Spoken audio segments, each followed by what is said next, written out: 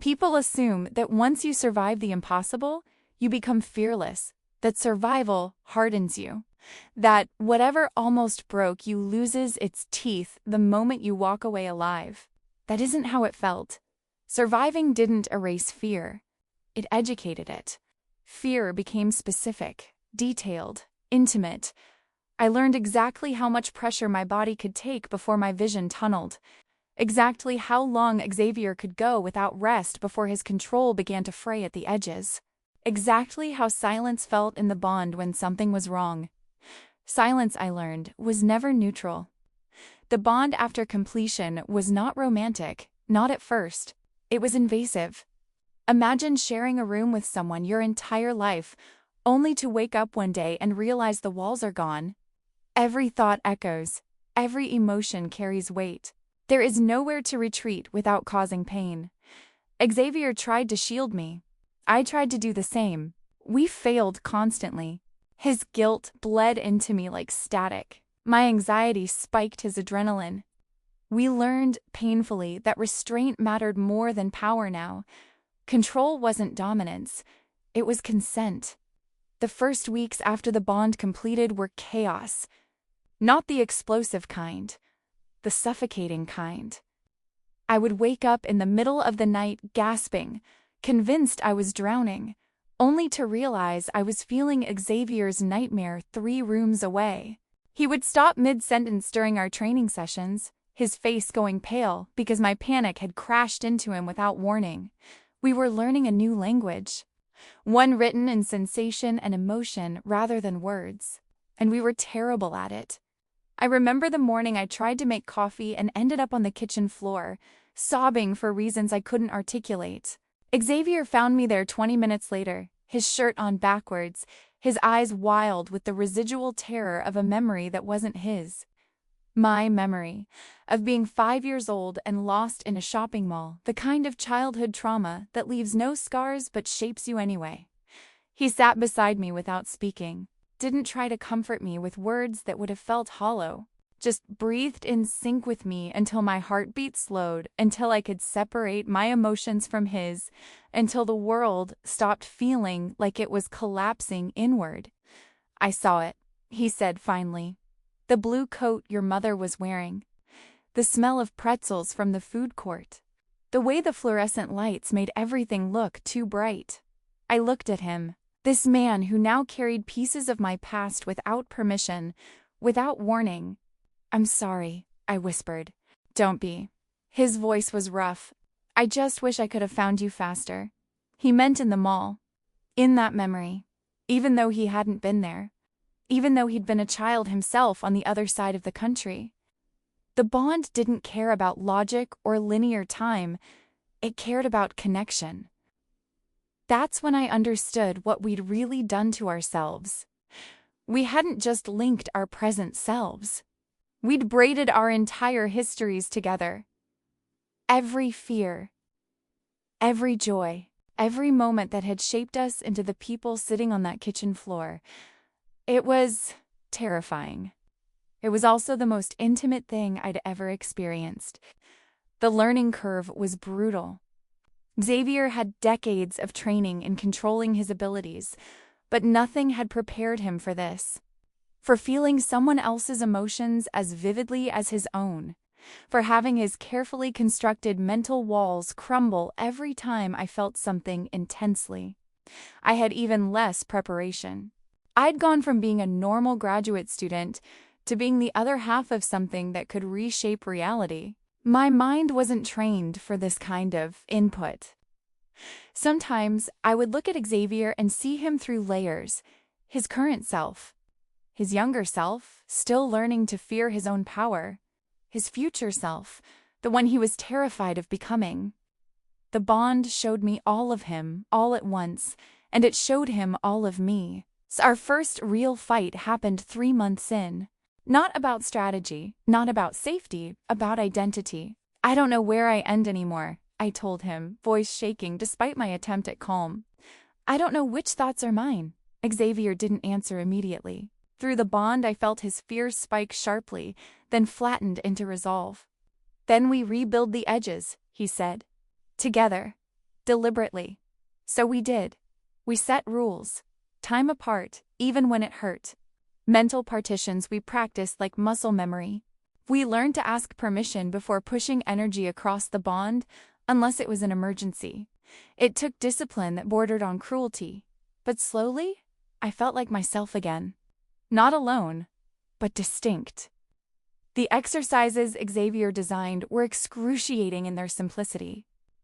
We would sit in separate rooms for hours, feeling the bond stretch between us like an elastic band pulled to its breaking point. The physical discomfort was real. My chest would ache. My head would pound. Every instinct screamed at me to go to him, to close the distance, to ease the tension, but that was the point. To learn that discomfort wasn't danger, that space didn't mean abandonment, that I could be separate from him and still be connected. I failed more times than I succeeded. There were days I would last maybe 20 minutes before I found myself standing outside whatever room he was in, hand pressed against the door, feeling his presence on the other side like heat through wood. He never made me feel weak for it, never suggested I wasn't trying hard enough. He understood, better than anyone, what the bond demanded, what it cost to resist. But he also understood what we would lose if we didn't learn this. Our minds, our autonomy, ourselves. I spent 12 years building walls, he told me once, after a particularly difficult session where I'd broken down crying from the sheer effort of staying away. And then you walked in and demolished every single one. I'm not angry about it. But if we don't learn to build something better than walls, something that lets us be separate while staying together, we won't survive this. He was right. I knew he was right. But knowing and doing were galaxies apart. We practiced mental partitioning.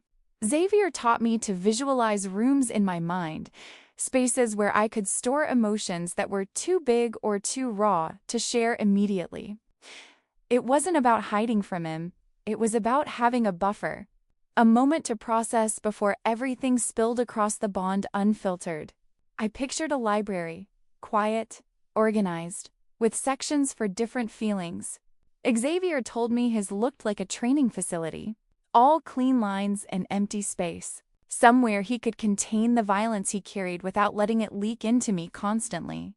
The world kept closing in around us, though. We weren't broadcasting power, but the bond altered probability in small, trackable ways. Planes rerouted near us. Systems glitched. People remembered us when they shouldn't have. I noticed it first at a coffee shop. The barista, someone I'd never met before, greeted me by name. When I asked how she knew it, she looked confused, said she didn't know, that it had just come to her. Xavier was 3 blocks away at the time, but our combined presence had left an impression on reality itself. We'd made ourselves memorable without trying. Xavier started mapping attention instead of threats. He created patterns of where we'd been and cross-referenced them with anomalies, power fluctuations, memory inconsistencies, small tears in the fabric of normal that marked us as clearly as footprints in snow. Being hunted is predictable, he told me once, staring at his laptop screen covered in red dots indicating our psychic footprint. Being studied is worse. That's when he introduced contingency medical planning, documents, protocols, things I didn't want to think about. What to do if one of us was captured? If one of us was killed? If the bond was severed by force? At the time, I thought it was paranoia. I was wrong. My body began to fail quietly. No dramatic collapse, no warning alarms, just exhaustion that sleep didn't fix. Hunger that felt hollow. Pain that migrated instead of fading. Xavier noticed before I did. He always did. Blood work confirmed what we'd both felt in the bond. My organs were burning through themselves, trying to sustain output my biology hadn't evolved for. The power flowing through me was consuming me from the inside out. "You need an external regulator," he said carefully. "I have you." His jaw tightened. "That's the problem. The kidney wasn't symbolic. It wasn't romantic. It was necessary. our biology had begun to synchronize beyond what anyone had documented, sharing an organ-stabilized metabolic load across the bond, giving my body a buffer and his system redundancy. It was surgery that rewrote the medical understanding of what bonded pairs could become. The doctors Xavier found were people who existed in the margins, who understood what we were without needing explanations, who didn't ask questions about why a perfectly healthy man wanted to donate a kidney to someone who wasn't dying yet, who didn't question the test results that showed our blood types shifting to match each other. Because that's what was happening. My body was trying to become compatible with his at a cellular level. The bond wasn't just linking our minds. It was rewriting our biology. The night before surgery, Xavier couldn't sleep. I felt his fear through the bond, sharp and metallic. Not fear of the surgery itself. Fear of what it meant. That we'd reached a point where keeping me alive required taking pieces of him. That we were becoming a single organism spread across two bodies. What if it's not enough? He asked in the darkness. What if you need more than this? I didn't have an answer. Neither of us did. The surgery was done in silence. Not because we didn't want to speak, because words would have broken us. I felt everything through the bond, the incision, the separation. The moment my body realized something fundamental was gone. And then, the shift. Like a weight redistributing itself evenly.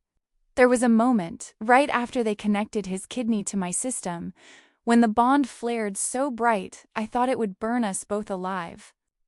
I felt his organ recognized my body. Felt it beginning to function as if it had always been there. Felt my immune system accept it without question because at this point, there was no difference between his cells and mine. When I woke, Xavier was pale, exhausted, alive. For the first time since the bond completed, it felt quiet inside us. Balanced. Recovery was strange. I could feel the kidney working. Could sense it filtering blood that was half mine, half his. Could feel Xavier's relief every time it functioned correctly. His body adjusted faster than mine.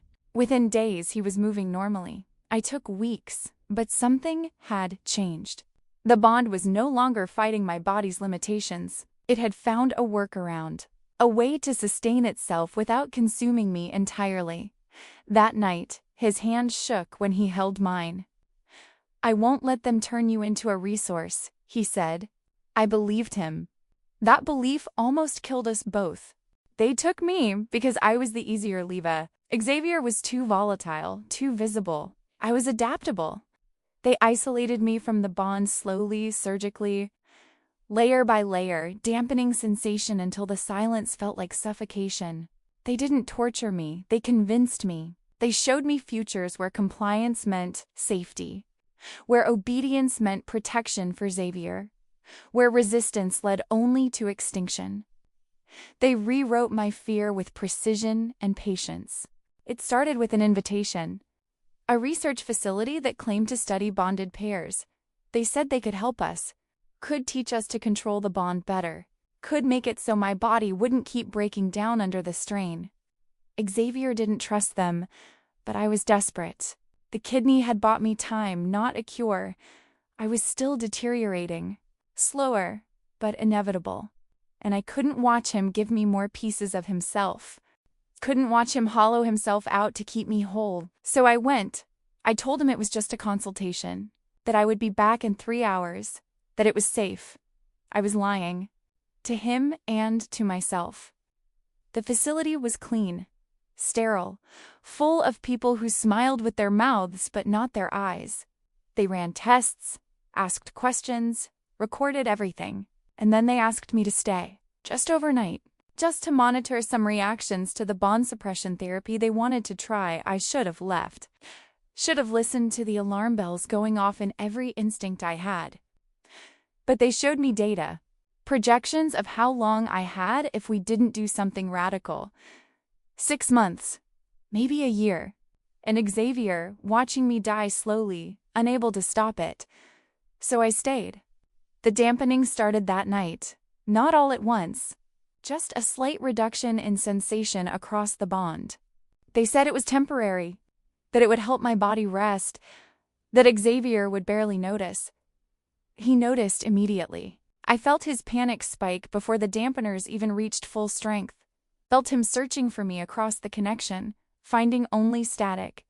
They increased the dampening, said his distress was making it worse for me, that I needed to stay calm, stay quiet, let the treatment work. 3 days in, I couldn't feel him at all. The bond was still there. I could sense it, like a phantom limb, but there was no sensation, no emotion, no connection, just vast, empty silence where Xavier should have been. That's when the real conditioning began. They didn't use pain. They used logic. Used the fear I'd been carrying since the bond completed. Used my love for Xavier against me. They showed me footage of bonded pairs who'd lost control. Cities leveled. Thousands dead. All because 2 people couldn't manage the power between them. They told me Xavier and I were stronger than any recorded pair. That we were a time bomb. That it was only a matter of time before we slipped, before we hurt someone. They showed me simulations. Beautiful, horrifying simulations of what could happen if we stayed together. Outcomes branching into catastrophe after catastrophe. And then they showed me the alternative. Controlled separation, careful suppression, a life where I could keep him safe by staying away. Where he could exist without the constant threat of losing control because I triggered something in him he couldn't contain. They made it sound like love, like sacrifice, like the only responsible choice. When they released me, I walked back to him smiling, and I watched, helpless, as my presence destabilized everything he touched, because they hadn't just dampened the bond. They'd rewired it, made me into a carrier, a vector for destabilization. Every time Xavier used his abilities near me, the bond would spike, then crash, would send feedback loops through his system that felt like the early days of completion. Only violent, unpredictable, I didn't know, couldn't know. The conditioning had buried the truth so deep I genuinely believed I was protecting him by being there. Recovery was not immediate. It took months. Even after the conditioning broke, the echoes remained. Reflexes that weren't mine. Thoughts that felt foreign. Patterns of behavior designed to keep me compliant, to keep me from realizing what had been done. Xavier never blamed me. That almost hurt more. He should have been angry, should have accused me of being weak, of falling for their manipulation. Instead, he held me while I remembered what they'd made me forget. While I processed the fact that I'd been a weapon aimed at the person I loved most. He told me later that he'd known something was wrong within hours of my return, that the bond felt different, corrupted, but he hadn't known how to fix it without hurting me. Hadn't known if I was a victim or if they'd turned me into something else entirely. It was Elias who figured it out. 3 years old and already more perceptive than most adults. He looked at me one morning and said, "Mama's light is backwards. Out of the mouths of children comes devastation." Xavier had traced the conditioning after that, found the markers they'd left in my neural pathways, unwound them carefully, painfully, over weeks of focused work that left us both shaking and traumatized. When it was finally over, when I could think clearly again, I asked him why he hadn't just severed the bond. Why he'd fought so hard to save something that was being used to destroy him. "Because you're not the bond," he said simply. "You're Vivian, and I don't give up on you. Ever." We went dark after that, truly dark. No signals, no patterns, no attachments that could be traced or exploited. We became ghosts in a world that was desperately trying to find us. Until the question of children stopped being theoretical. Pregnancy nearly killed me. Not once, twice. The bond amplified everything in ways no one had prepared us for. Hormones destabilized energy flow. Xavier anchored me through nights where my heart stuttered and my lungs forgot how to breathe. When Elias was born, the room stilled. He looked at us like he recognized something ancient. Mira arrived 3 years later, and with her came warmth, a softening I hadn't realized I'd been missing. We thought we were done hiding. We were wrong. I found out I was pregnant on a Tuesday. The test sat on the bathroom counter for 3 hours before I could bring myself to look at it. Not because I didn't want a child, but because I didn't know if my body could survive one. Xavier felt my fear before I told him. Found me sitting on the floor, staring at those 2 pink lines like they were a death sentence. "We don't have to," he said quietly. "No one would blame you. But I wanted to. God, I wanted to. Despite the danger. Despite the certainty that this would push my failing body past its limits. I wanted this piece of us. This proof that we were more than weapons and targets and experiments gone wrong. The first trimester was manageable. Morning sickness, fatigue, normal things that happen to normal people. I let myself believe it would be okay. The second trimester, my body remembered what it was. The bond didn't know what to do with the third life growing between us. It tried to connect to the baby the same way it connected Xavier and me. Tried to pull it into our network. But the baby wasn't ready, wasn't developed enough to handle that kind of input. So the bond cycled through me instead, over and over like electricity finding ground. I would wake up screaming as energy surged through my nervous system. Would feel Xavier's panic crashing into me, making it worse. Would feel the baby's distress, this tiny, confused presence that didn't understand why everything hurt. Xavier slept next to me every night with his hand on my stomach, manually regulating the power flow, keeping it away from the baby, keeping me stable enough to survive until morning. He didn't sleep more than 20 minutes at a time for 4 months. I watched him deteriorate. Watched the circles under his eyes deepen into bruises. Watched his hands shake from exhaustion. Watched him push himself past every reasonable limit because the alternative was losing us both. The doctors said it was impossible I'd made it this far, that by every medical metric, I should have miscarried weeks ago. They didn't understand that impossible was relative when you were bonded to someone who could bend reality through sheer will. Xavier was keeping me pregnant through force of his abilities, rewriting the probability of survival hour by hour. It was killing him, but he wouldn't stop. Elias was born 3 weeks early, emergency C-section. After my blood pressure spiked so high I started seizing. I remember the bright lights, the fear on the medical staff's faces. Xavier's voice cutting through everything, telling me to stay, to hold on, that we were so close. And then silence. The worst kind. The kind that meant something had gone terribly wrong. I couldn't see, couldn't move. Could only feel Xavier's grief slamming into me like a physical force. Could only feel the bond searching frantically for the third presence it had been protecting for months, and finding nothing, then crying. Sharp and furious and alive. When they placed Elias in my arms, the room stilled. I felt it through the bond, felt reality hold its breath. This tiny, perfect creature looked at us with Xavier's eyes and my stubborn chin. And something in his gaze was ancient, aware, like he'd been waiting for us. The bond reached for him, gentle this time, careful, and he reached back. I felt it complete, felt the network expand to include him. Felt Xavier's wonder and terror mixing with my own exhaustion and relief. Our son, our impossible, miraculous son. Recovery took months. My body had been pushed past its breaking point. I needed 2 more blood transfusions. My kidneys, both of them now, struggled to function. Xavier gave me more than blood. He gave me bone marrow, stem cells, pieces of himself to patch the pieces of me that had shattered, bringing Elias into the world. We swore we were done, that we wouldn't risk it again, that 1 child was enough, that I'd barely survived, and asking my body to do it again would be murder. And then Mira arrived 3 years later. Didn't plan her. Didn't think it was possible after how damaged my reproductive system had been.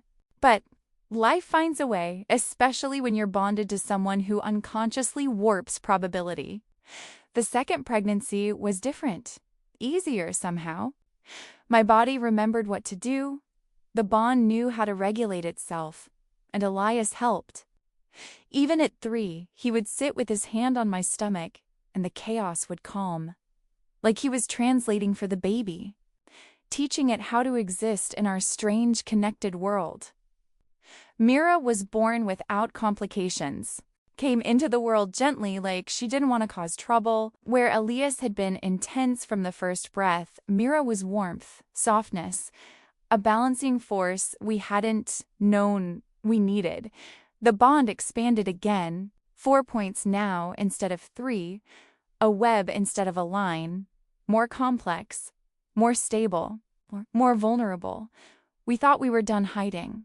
We were wrong. I used to think the most dangerous thing about the bond was how powerful it made us. I was wrong. The most dangerous thing was how ordinary it eventually felt. Not weaker, never that, just integrated. Like a second spine, I stopped noticing unless something went wrong. And when you stop noticing something that can tear cities apart, you forget to fear yourself. That was the mistake. We settled somewhere that did not exist on most maps. Not hidden in the dramatic sense. No underground bunker, no mountain fortress. Just a place people passed through without staying. The kind of town that existed to be left. A place in the Midwest where the corn grew tall and strangers were noted, but not questioned. Where the local diner served breakfast all day and everyone knew everyone's business except ours. Because we were good at being boring. Good at being the quiet family that kept to themselves but weren't unfriendly. Just private. Xavier built routines. Grocery shopping on Thursdays. Hardware store on Saturdays. Coffee at the same shop every morning where he'd chat with the owner about weather and baseball and nothing that mattered. Building a cover identity so thorough it became almost real. I built habits, PTA meetings, book clubs, volunteering at the library. Being visible enough to be normal, invisible enough to be forgotten. Walking the line between integration and anonymity with practiced precision. The children built a life that felt alarmingly close to normal. Elias started asking questions that didn't sound like a child's curiosity. Not, why is the sky blue, but what holds the sky where it is? Not, where does rain come from, but who decided water should fall down instead of up? Mira learned to calm rooms without speaking, would toddle into tension and dissolve it like warmth on frost. I watched her at 4 years old diffuse an argument between 2 adults at the grocery store simply by standing between them and smiling. They both stopped mid-sentence, looked at her, and forgot what they were fighting about. It should have alarmed me more, should have set off every alarm bell, but it felt so gentle, so harmless. I let myself believe it was just empathy, just emotional intelligence, not power. We told ourselves it was fine, that we had time, that the children would grow into their abilities slowly, that we could teach them control before the world noticed what they were. The bond hummed, content, like a warning bell wrapped in velvet. We had almost 6 years of peace. 6 years where the most dangerous thing we dealt with was Elias's nightmares and Mira's tendency to wander off following, things only she could see. 6 years where Xavier and I learned to be partners instead of just survivors, where we had conversations about mortgage payments and parent-teacher conferences instead of escape routes and contingency plans. I started to forget what it felt like to be hunted, started to believe we'd actually escaped, that we'd built something permanent, something safe. Xavier knew better. I could feel it in the bond, his constant low-level vigilance, his awareness of every person who looked at us too long, every coincidence that might not be coincidence. He never stopped planning, never stopped preparing for the day they would find us again. I resented it sometimes, wanted him to relax, to enjoy what we'd built, to believe in the possibility of peace. But he'd been doing this longer than me. He knew that peace, for people like us, was always temporary, always borrowed, and the interest came due eventually. The first crack came from inside, not outside. Elias stopped sleeping. Not nightmares, not fear, awareness. He would sit upright in bed, eyes unfocused, hands pressed flat against the mattress like he was feeling something through it. When I asked what he was doing, he said, listening for the loud places. I didn't tell Xavier at first. That's how fear begins. Quietly. Withholding. When the government returned, they did not knock. They never do. They came through intermediaries, civilian fronts, research grants, people with sympathetic voices and frightening vocabulary. Integration, cooperation, safeguards. They had evolved since the last time. So had we. Xavier refused them politely, publicly, calm enough to make them underestimate him. Privately, he started planning like a man who knew he would lose something. I felt it in the bond before he said a word. They'll take one of us, I told him. He didn't disagree. This time, they took him, not with force, with trust. They offered him access, archives, truths buried deeper than either of us had ever reached. He knew it was a trap. He went anyway. I can navigate it, he told me. If they want to rewrite me, they'll have to understand me first. That was arrogance. And love. They didn't break him. They repurposed him. The offer came through channels we'd thought were safe. Old contacts. People Xavier had known before the bond. Before me. They said they'd found documentation. Records of other architects. Other catalyst pairs. Information that could help us protect the children. Help us understand what Elias and Mira were becoming.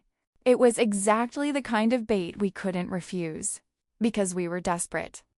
Because Elias had started having episodes where reality bent around him without conscious control. Because Myra had looked at me one morning and said, "Mama, why are there two of you?" And I'd realized she was seeing probability branches, seeing futures I couldn't see. We needed help. And they knew it. Xavier was supposed to be gone for 3 days. A consultation, a chance to review the archives, to speak with researchers who supposedly understood bonded pairs better than anyone. He called me every night, told me about what he was learning, about the history of architects that went back centuries, about catalyst pairs who'd done incredible things, terrible things, things that made our power look tame. His voice sounded right. The bond felt right. I didn't notice the changes happening underneath. Didn't notice how his word choices shifted, how his priorities rearranged themselves, how the man who'd once said he'd burn the world down to protect us was suddenly suggesting compromise, cooperation, integration with the systems that had tried to destroy us. When he came back, his smile was right. His voice was right. His touch was careful. The bond was wrong, muted, redirected, structured, like a river forced into channels that weren't its own. I noticed it during dinner. Elias had knocked over a glass of water, and Xavier had stabilized it before it hit the table. Automatic, instinctive. But I'd felt something else in that moment. A ping, a transmission. Data being sent somewhere through the bond. They'd turned him into a relay, a living surveillance system. Everything he sensed, everything we did, was being recorded, transmitted, analyzed. Living with someone who is almost themselves is worse than losing them. Xavier followed instructions he didn't know were instructions, nudged outcomes, redirected probabilities, gave governments exactly what they wanted while believing he was still acting freely. He would suggest things, small things, that we register the children for school using our real names, that we attend a community health screening, that we accept help from a new neighbor who was too friendly, too interested. Each suggestion felt reasonable. Each one felt like it came from him. But I could feel the architecture underneath, The way his thoughts had been shaped, the parameters within which his free will operated. They used him as an instrument. Through me, through the children. I watched the man I loved become infrastructure. And I waited, because fighting it directly would have triggered their safeguards, would have alerted them that I knew, would have put us all in more danger. So, I played along, smiled, agreed. Let Xavier believe everything was fine while I quietly reinforced my own mental defenses. While I taught the children, carefully, subtly, to shield their thoughts from their father. Not because he would hurt them intentionally, but because everything he knew, they knew now. It was the loneliest I'd ever been, connected to him by the bond, but unable to trust it. Sleeping next to someone I loved who had been turned into a stranger wearing his face. Mira knew something was wrong. She would look at Xavier with this heartbreaking confusion, like she couldn't understand why Daddy's light felt different. Elias started acting out. Tantrums. Defiance. His subconscious fighting against the thing that had invaded our home. I held us together through force of will, waiting for the right moment. Waiting for the perfect opportunity to cut the strings they'd attached to him without losing him in the process. The breaking point was not dramatic. It was domestic. Mira fell in the kitchen. Nothing serious. A scraped knee. A sharp cry. Xavier reacted automatically, stabilizing her before she hit the ground. And I felt it. The reroute. The siphon. The data collection embedded in the response. They were monitoring our children. That night, I made a decision I'd been avoiding for years. I stopped protecting Xavier from himself. Undoing a mind alteration is not an act of force. Force hardens defenses. You dismantle it with memory. I reopened places in the bond we had sealed long ago, early moments, unstable ones, painful ones. Not to hurt him, but to remind him what unfiltered choice felt like. I showed him the kidney, the blood, the nights he held my breath in place when my lungs forgot their job. I showed him the versions of himself that had said no when it cost everything. The programming fought back, violently. Xavier collapsed. So did the system attached to him. That was when the world panicked, because they had lost their leash. Governments scrambled, treaties dissolved. Power grids flickered as reality corrected itself abruptly. We did not retaliate. We revealed. Not leaks. Demonstrations.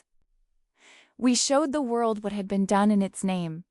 How many children had been tested? How many families erased? How many minds edited for convenience? The children stood beside us, not as shields, as evidence.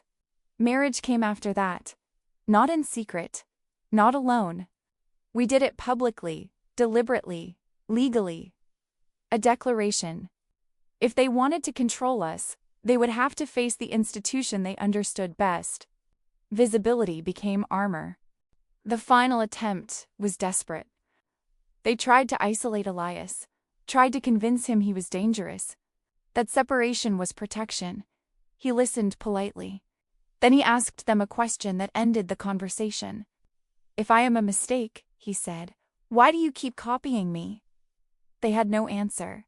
Now, years later, the world is quieter, not peaceful, but recalibrated. Xavier teaches restraint to people who once believed power was entitlement. I help those damaged by interference learn where their own edges are again. Our children are growing into themselves without fear. Time did not soften us the way people assume it does. It sharpened us. The years after exposure were quieter on the surface, but inside the bond, everything grew denser, heavier, like gravity increasing a fraction at a time until you realized you were carrying more than you once could have survived. Xavier learned to sleep again. Not icily, not every night, but without waking up, braced for a command that never came. I learned to let silence exist between us without filling it with vigilance. The children learned faster than either of us. Elias reached adolescence like a fault line breaking the surface. He didn't rebel, he recalibrated. He questioned systems the way other teenagers questioned curfews, why borders existed, why authority required distance, why fear was considered a stabilizing force when it clearly distorted outcomes. Once, after a long dinner where former allies argued over jurisdiction and accountability, he leaned over to me and whispered, "They still think power lives outside them." I didn't correct him, because he wasn't wrong.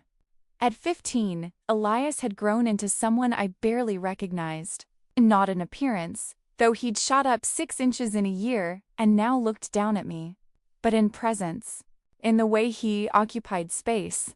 He'd inherited Xavier's intensity, but not his restraint. Or maybe restraint was something you learned from necessity, from years of being taught to fear yourself. Elias had never been taught that fear. We'd been too focused on keeping him safe to teach him to be afraid of what he was. That was a mistake we'd realized too late. He started experimenting with his abilities in ways that terrified me. Not because he was reckless, because he was systematic, scientific. He treated his power like a puzzle to be solved rather than a force to be controlled. I found his notebooks once. Pages and pages of observations, how reality responded to different intentions, how probability could be bent versus broken, how the bond between us acted as an amplifier, as a limiter, as a lens that focused or diffused power depending on how it was used. He'd been studying us, studying himself, teaching himself things Xavier and I had learned through trauma and desperation. Except Elias was learning them in a laboratory of his own design, without the same guardrails, without the same fear. "You can't stop me from understanding what I am," he told me when I confronted him about it. 15 years old, and speaking with the confidence of someone who'd already made peace with being dangerous. "I'm not trying to stop you from understanding," I said. "I'm trying to stop you from becoming a target. Too late." He smiled, and it wasn't cruel, just honest. "I've been a target since the day I was born. Hiding from it doesn't make it less true." He was right. I hated that he was right. Mira became something else entirely. Not louder, deeper. She felt emotions before they happened. Tension pooled around her like weather pressure. When she entered a room, conversations adjusted without realizing why. People trusted her instinctively. That frightened Xavier more than Elias ever did. At 12, Mira could walk into a room full of strangers, and within minutes know everyone's secrets. Not through telepathy, through reading, body language, micro-expressions, the way someone's breath changed when a certain topic came up. She was a natural profiler who'd been raised inside a bond that taught her to sense emotion as easily as temperature. She didn't use it maliciously. That wasn't her nature, but she couldn't turn it off either. Couldn't stop knowing things about people they hadn't told her. Couldn't stop seeing the truth under all the careful lies people told themselves and each other. It made her lonely. Made her careful about friendships because she knew too much too fast.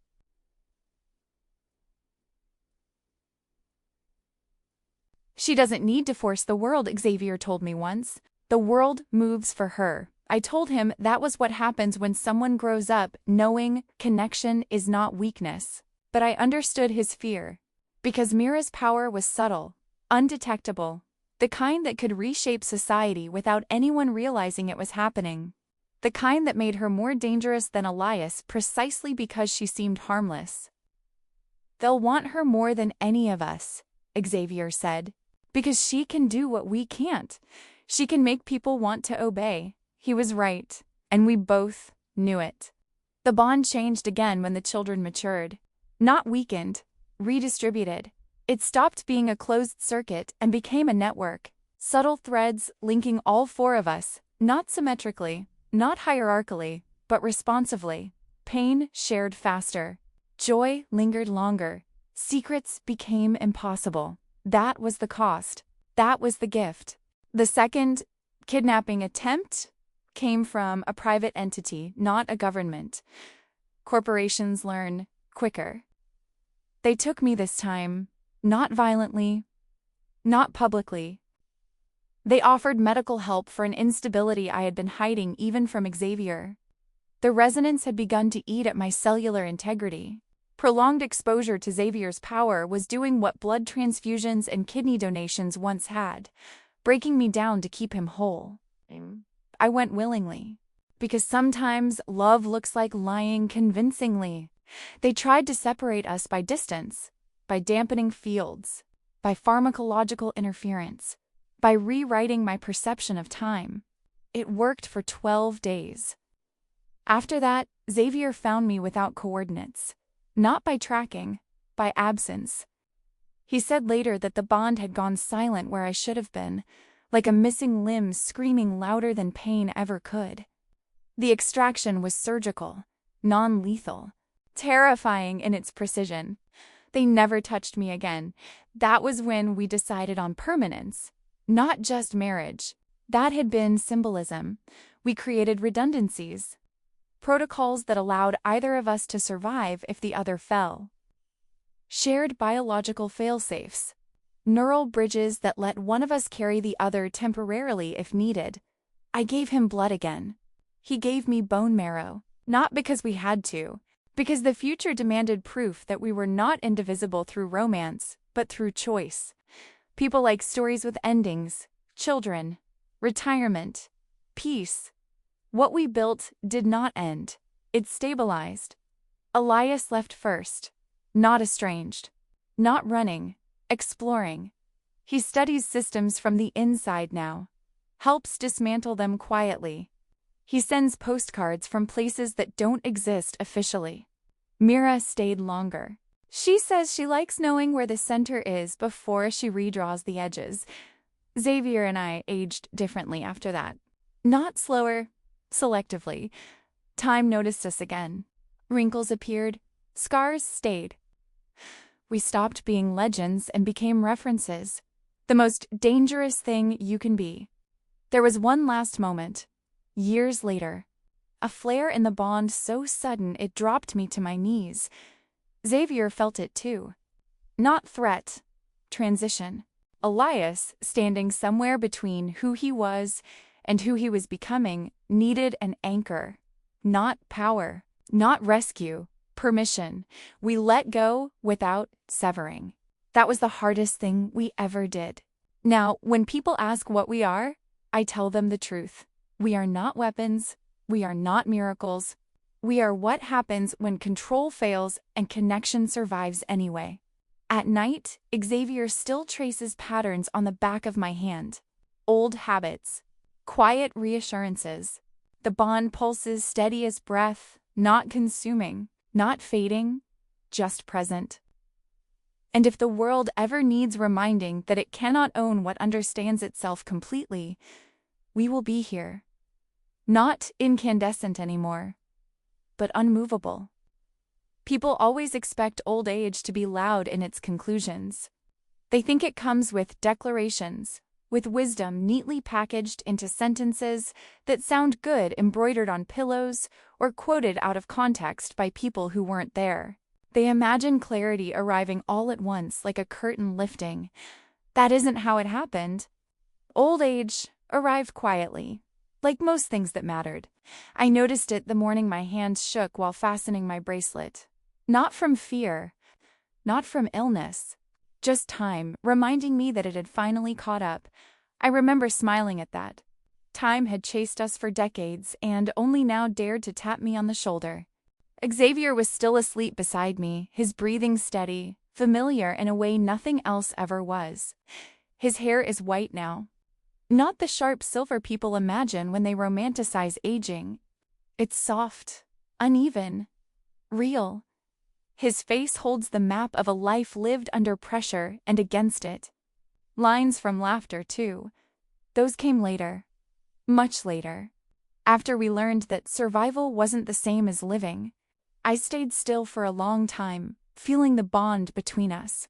It doesn't blaze anymore. It doesn't surge or hum or threaten to tear the world open.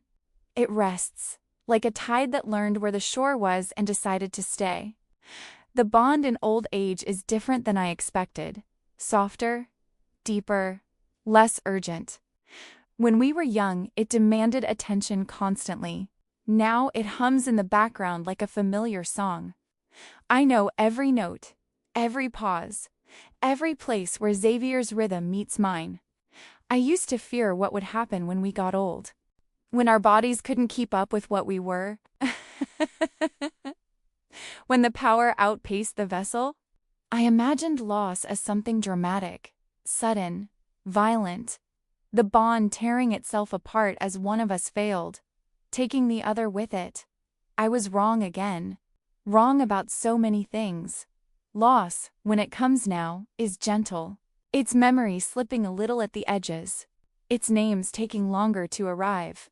It's realizing that some fights are no longer yours to fight and being okay with that. It's watching the world change into something you don't always recognize and trusting that the people you raised will navigate it better than you could. Our children visit when they can. Elias still never stays long. He inherited Xavier's restlessness, his need to be in motion, to be solving problems, fixing systems. He calls from cities whose names I can't pronounce, sends messages that arrive at odd hours, always apologizes for not being there more. I tell him the same thing every time that he is there, that the bond doesn't care about physical distance anymore, that I feel him living his life and it brings me joy, that watching your children outgrow needing you is supposed to hurt a little. It means you did it right. Mira lingers. She always did. She visits every Sunday, brings groceries, sits with us for hours saying nothing, just being present. She understands what we need now better than we do ourselves. Understands that at this stage, presence matters more than words. She has children of her own now. 2. Neither bonded, neither showing any signs of power. We don't know if that's genetics or luck or deliberate. If Mira somehow knew how to have children who would be spared this particular gift, this particular burden. Sometimes her daughter looks at me with curious eyes and asks what it's like. Being connected to someone forever, never being alone. I tell her it's the best and worst thing that ever happened to me, that I would choose it again without hesitation, that I would also do everything in my power to protect her from having to make that choice. She doesn't understand. She's 9, but someday she will. They have their own lives, their own bonds, their own gravity. They don't orbit us anymore. That used to hurt, used to feel like loss, like we'd raised them just to watch them leave, just to be left behind with nothing but memories and a house too big for 2 people who'd once filled it with chaos and laughter and the particular kind of noise that children make. Now it feels right, because love that cages isn't love. It's fear wearing devotion's face, and if we taught them anything, it was to recognize the difference. To choose connection without letting it become confinement. To be whole enough on their own that being together was choice, not necessity. Xavier wakes as I'm thinking this. He doesn't open his eyes immediately, just shifts slightly, his hand reaching across the sheets until it finds mine. Muscle memory. The same gesture he's made every morning for 40 years. The connection answers. Not with power. Not with the overwhelming surge it once was. Just with presence. With recognition. With the quiet certainty that we're still here. Still connected. Still choosing each other even when choosing anything else would be easier. He asks me what I'm thinking about, his voice rough with sleep. I tell him the truth, that it was worth it. He opens his eyes then, gray with flecks of gold, dulled by time but still sharp where it matters, still seeing me in ways no one else ever could, still knowing which silence means contentment and which means grief. All of it? He asks. All of it. Everything we lost. Everything we became. Every moment of fear. Every sacrifice that left scars instead of regrets. Every time my body failed and his kept it functioning through sheer stubborn will. Every time we chose each other when the world said we shouldn't. Every time we survived something that should have destroyed us. It was worth it, because I am old now, and I am not alone. And I am not unfinished. I am whole, after everything. After all the years of being pulled apart and forced back together. After all the times I didn't know where I ended and Xavier began. After learning to be distinct without being separate. After raising children who carry pieces of what we are, but don't have to be defined by it, I am whole.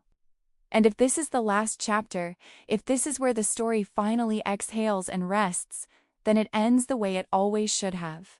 Not with fire, not with conquest, not with dramatic sacrifice or heroic last stands, but with two people holding hands in the early morning light, having rewritten the rules simply by refusing to let go of each other.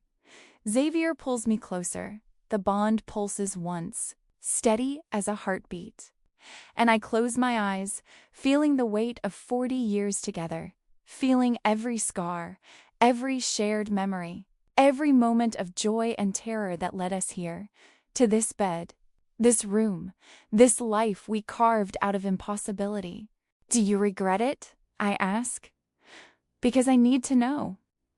Need to hear him say it one more time. Any of it? He's quiet for a long moment. I feel him thinking through the bond. Feel him reviewing everything. Every choice. Every consequence. Every price we paid.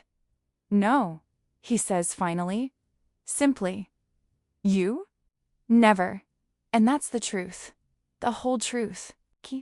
The kind of truth that can only exist after you've lived long enough to see how the story turned out.